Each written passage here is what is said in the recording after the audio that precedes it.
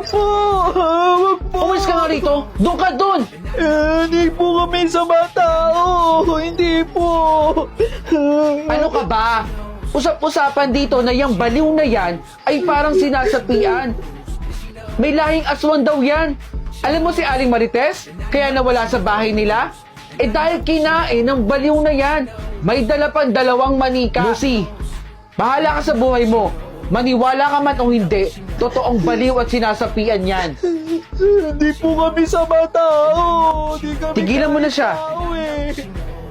Ay, sister, magdasal na tayo. O siya, sige. Magdadasal na kami ni sister. Kanina ka pa namin inaantay doon. Nini at Lulu! Ito ba? Ha? Si Lulu? Gusto mo ba itapon ko si Lulu? Ha? Okay na si Lolo! Luka-luka ka na, no? Kung ano-anong ginagawa mo, baliw ka talaga. Wag mo kuha Lolo sa akin! Nilikuha niya si Lolo! Kawawa ka naman. Huwag mo tapon sunog si Lolo! Bait yan! Bahala ka. Itatapon ko si Lulu. Emilio. Ay, sister. Hindi tama yan. Huwag mo siyang awayin. Niloloko ko lang po siya. O, ito na. Yay! Lolo! Lili! Hoy! Anong ginawa mo sa anak ko, ha? Bakit siya puro sugat? Gusto mo siyang kainin, no? Umamin ka ng baliw ka. Hindi po! Gusto mo siyang kainin. Nagugutom ka na ba, ha? Di ba aswang ka? Hindi po! Hindi po! Lucy, wag mo siyang saktan. Sister, yan! Yung baliw na yan! Gustong kainin yung anak ko! Intindihin mo siya, Lucy. Wala siyang kasalanan, Lucy. Tigilan mo siya. Nakikita mo naman wala siya sa katinuan niya, di ba? Manda ka! Hindi pa tayo tapos! Tara na! Magdasal na lang tayo. Tigilan mo na siya. Grabe, masarap talaga maglakad pag gabi. Walang kainit-init. Sister, Anthony, bakit nasa labas na po kayo? Hating gabi na po ah. Naghahanap kasi ako ng pagkain. Naghahanap kayo ng pagkain? Ay, sister, sarado na po yung mga tindahan dito. Wala na pong bukas. Hindi naman sa tindahan yung gusto kong pagkain eh. Anong klaseng pagkain yun, sister? Ikaw! Sister! Bitawan niyo po ako! Ang sarap ng dugo mo ah. Ikaw ang gusto kong kainin. Aswang ka, sister! Aswang! Aswang! Anthony! Teka, bakit parang ang asim? Ang baho! Sabi na nga ba, ikaw yun, Joy eh. Bakit ako? Joy, ano bang passion yan? Katiri ka ng araw oh, naka-jacket ka? Bakit? Masama bang magsuot ng jacket? Ang baho mo na kaya, ang asim-asim mo. Tingnan mo yung tsura mo, tagatak ang pawis mo. Ba't ba hindi mo na lang hubarin yung jacket mo? Ano yan, passion? Ang badoy mo naman. Baho, di ba? Hindi ata naliligo to si Joy eh. Joy, kung ako sa'yo, hubarin mo na yan. Ang baho, hindi bagay. Tara na, baka kung ano pang maamoy ko dito. Asim-asim ni Joy. Okay, pakisagot na lahat yan ha. Good morning po ma'am, sorry I'm late. O Joy, bakit ngayon ka lang? Alam mo ba yung oras ng pasok natin? Tsaka teka nga, bakit ka ba naka-jacket ha? Alam mo ba yung heat index natin ngayong araw? Sobrang init. Hubarin mo yan, baka kung mapano ka, Joy. Ayoko po, ma'am. Paborito ko po tong jacket na to eh. Tsaka dito po ako komportable, masaya po ako dito. Kahit bata, pwedeng atakihin, ha? Hindi lang matanda. Kaya, Joy, ikaw, hubarin mo na yung jacket mo. Nagpapaalala lang ako. Okay. Gandang gabi, ma. Hoy, Joy. Kakauwi ko lang po. Kamusta na nga pala pag-aaral mo? Ano tong nakikita kong mababa tong score mo? Panigurado, mababa din ang grades mo. Joy, nagtatrabaho kami ni Tito Ruben mo ha, para makapag-aral ka ng maayos at makatapos ka ng pag-aaral. Itong score mo na to, next time gusto ko mas mataas pa dito. Para mas mataas ang grades mo at makaakyat ka man lang sa stage nang masabitan ka namin ng medal. hindi kami nagtatayo ng pera ng Tito Ruben mo. Ayoko makita ulit to ha. Gusto ko mas mataas pa rito. Tandaan mo yan, Joy. Sige na, pumasok ka na doon sa loob. Fernandez Jose. Present po, ma'am. Gutierrez Joy. Absent po, ma'am. Wala si Joy? Absent? Baka naman po nagmo-model-model dun sa labas si Joy kaya hindi pumasok. Alam niyo naman po si Joy, di ba? Fashionista, kainit-init na ka-jacket. Okay, class, tama na yan. Magandang araw. Dito po ba nakatira si Gutierrez Joy? Tito Ruben, tama na po.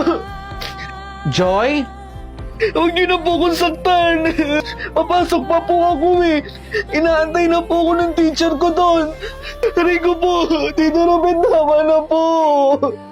Opo, hindi ko po kayo susubok kay Mama, Tito Ruben. Nasaan ako? Anong ginagawa ko dito? Sino ka ba? Oh, hindi pa nga tayo nagsisimula. Takot na takot ka na. Eh, hindi nga kita kilala eh. Malamang matatakot ako. Anong gagawin ko dito? Ang gagawin lang naman natin ay magtatago-taguan. Huwag kang maingay para hindi kita mahuli. Sa unang pagkakataon na ikaw ay aking mahuli, pagbibigyan kita. Pero sa pangalawang pagkakataon na mahuli kita, buhay mo ang kapalit. Bakit kaya hindi na natin simulan? Magtago ka na. At huwag kang maingay. 1, 2, 3. Sino ba kasi yun? Hindi ko siya kilala eh. Ito. Magtago ka ng maigi para hindi kita mahuli. Ayoko na dito. Woohoo! Malapit na ako. Malapit na kita mahuli. Alam ko malapit ka lang dito. Oh! Pagbibigyan kita dahil unang pagkakataon pa lang to eh. Antayin mo yung pangalawa. Buhay mo ang kapalit. 1, 2, 3. Pangalawa na to. Hindi niya ako dapat mahuli. Piling ko iiyak yung mga mahal mo sa buhay. Dahil mahuhuli kita ngayon. Antayin mo ako dyan, ha? Kawawa naman siguro yung maiiwanan mo. Kasi malapit ka nang mawala sa kanila. Alam ko, nandito ka. Magtago ka ng maigi. Ma'am! Ano? Paano yan? Buhay mo ang kapalit! Ayoko dito! Takbo!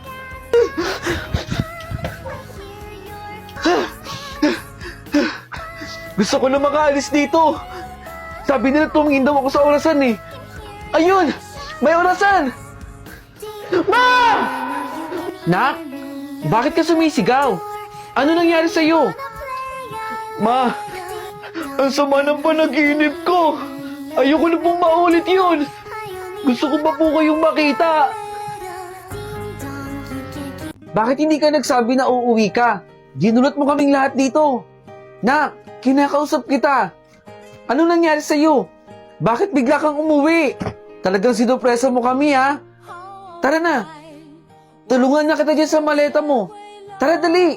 Pumasok ka dito sa bahay natin. Ito, ito yung pinatayo mo, anak. Salamat, ha? Salamat sa tulong mo, anak. Tara, pasok tayo. Ito yung binigay mo sa amin. Mika, anak. Ma, ano ba tinatayo-tayo mo dyan? Bakit hindi mo na lang ko tulungang pagandaan ng pagkain yung kuya mo? Kesa nakatulala ka dyan, tulungan mo ko.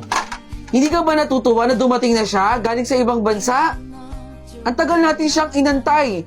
Kaya sana anak, tulungan mo naman ako paghandaan yung kuya mo. Para sa ganitong paraan, nakatulong tayo sa kanya. Tara na.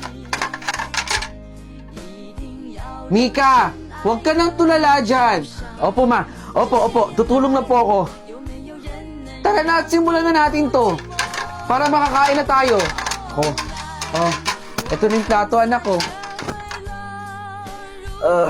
Tutulog na ako. Mika, anak, pwede bang pakihatid to sa kuya mo? Ha? Yung paborito niyang pantulog, oh. Si kuya na naman.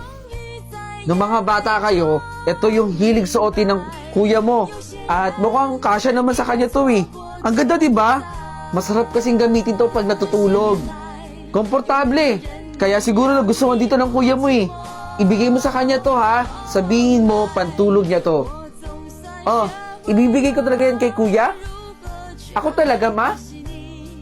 Mika! Akin na po. Oh! Kahit kailan ka talaga, Mika, ha? Kumain ka naman. Hindi ko alam bakit tulala ka. Sige na, ibigay mo na yun sa kuya mo. Matulog na rin tayo. Kuya lagi? Si kuya? Kuya? Kuya! Terry! Bumangon ka na dyan.